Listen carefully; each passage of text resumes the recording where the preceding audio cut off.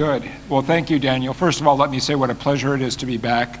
Congratulations to The Economist for building a really all-star morning focused on regional security and defense issues, and I think it's terrific that you'll wind up this morning with Minister Hatzidakis talking about the energy security issues, because that's an important part of this as well. For me, the real pleasure is to be back up on the stage with my friend and colleague, Minister Paniatopoulos. 14 months ago, we were sitting in exactly the same place with Daniel at the end of the row, and we were talking about the agenda of a newly sworn-in Greek government, the first Greek government of the post-crisis era. And if I'm remembering correctly, I talked about our intention to take what was already a very strong US-Greece relationship and elevate it to an even higher level. And as I was getting ready for today, I did some stock taking, which reinforced to me how important it is to remember just how far we have come in the past 14 months. On the defense and security side, of course, the flagship, which Minister Dendias talked about, is our revised and expanded Defense Cooperation Agreement, the MDCA, which was signed when my boss, Secretary Pompeo, was here in October, and was a centerpiece for Prime Minister Mitsotakis' discussions in January when he went to the White House. But if you look underneath that, at all we are doing in the defense and security realm, it really reinforces something which Minister Shukri talked about, which is the unique and indispensable role of the United States, in particular our military presence in this region. So just to tick through a couple of the major accomplishments that I would recall. One is how we have filled in the space that the expanded MDCA has provided. For instance, with American military presence in the port of Alexandroupoli. The U.S.-European Command has invested in the removal of a sunken dredger there, which has expanded the capacity of that port. And just a few weeks ago, the minister and I were up in Alexandroupoli again for the arrival of the Ark Endurance, the largest cargo ship that had ever come into that port, which was delivering elements of the 101st Combat Aviation Brigade as they moved into Central Europe and the Balkans. We will be back in Alexandroupoli on a regular basis, and we have now proven the utility and importance of that naval and transport hub. But there's a lot more going on. At Stefanovikio in central Greece, last winter we hosted the 317 CAV, a combat aviation unit which was here exercising with their Hellenic Army counterparts, but also maintaining their readiness in a way that is uniquely available in Greece during the wintertime because of the weather, because of the terrain, and because of the superb relationship that we enjoy with our Hellenic Armed Forces counterparts. Later this fall, we will welcome the 101st CAB back to Stefanovikio, so we have established a new normal in that regard. I was delighted to hear Prime Minister Zaev talk about our joint air patrolling over North Macedonia with American B-52s and Hellenic Air Force F-16s, and the warm reception that that operation received from the citizens of North Macedonia. We have one of our advanced nuclear submarines, the USS Florida, that's been operating out of Suda Bay. We have a special forces deployment with their CCM vessels, which were recently in Cyprus, but are home ported at NSA Suda Bay and are working every single day with Hellenic Navy counterparts there and also with counterparts at NMIOTC, which is a critical hub for maritime security operations and training.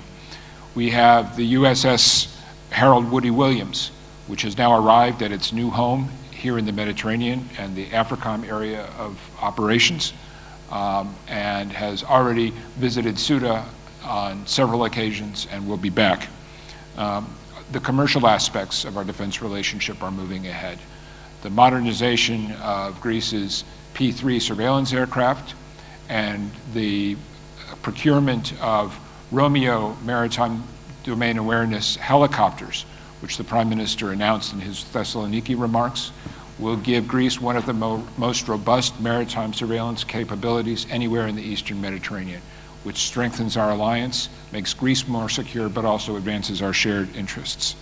We've had the Hellenic Navy integrated into a U.S. carrier strike group in the Mediterranean. We have, I'm going down my list here. We also have our MQ-9s, which were operating in Larissa, and in December I had the opportunity to be up there, again with the minister, looking at how the U.S. Air Force was working with the Hellenic Air Force at a facility that is used to project American power and influence across the wider Mediterranean and AFRICOM domain.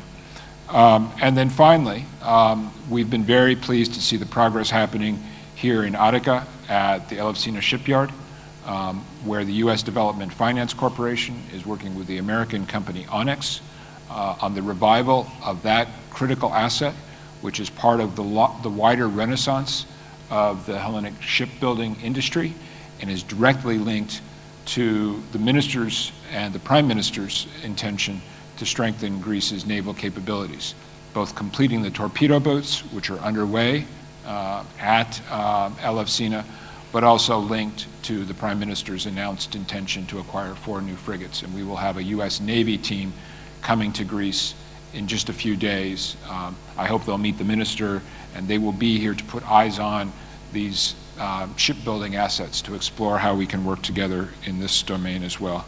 So we have an awful lot going on in our military-to-military relationship. I'm very proud of it. I'm extremely grateful for the partnership and the leadership that I've enjoyed with Minister Paniatopoulos, whose work and whose teamwork with Minister Dendias has been indispensable to getting us where we are today with the direction of the Prime Minister.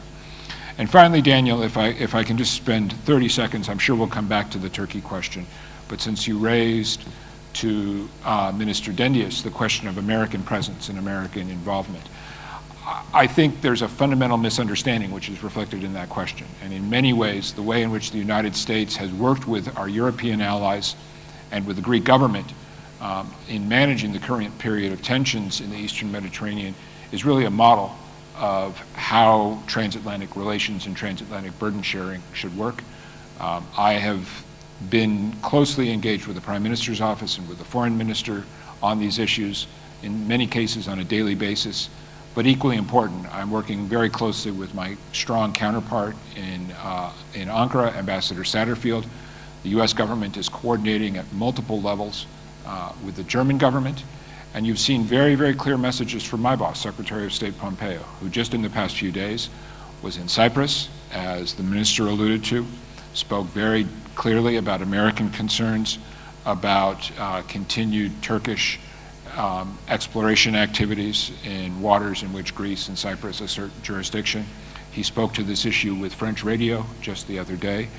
We've made very clear that we are very much part of this equation, and what we bring uniquely to it is what I just spent the past 5 minutes talking about, which is America's hard power presence, our ability to project power and influence, and to work with our NATO allies in order to build stability and prosperity, working towards what Minister Dendias talked about, which is an environment that feels more normal, a more normal situation, as he put it, which allows us to focus on the proactive agenda of security and prosperity that I'm guessing Minister Hatzidakis is going to talk about just after us.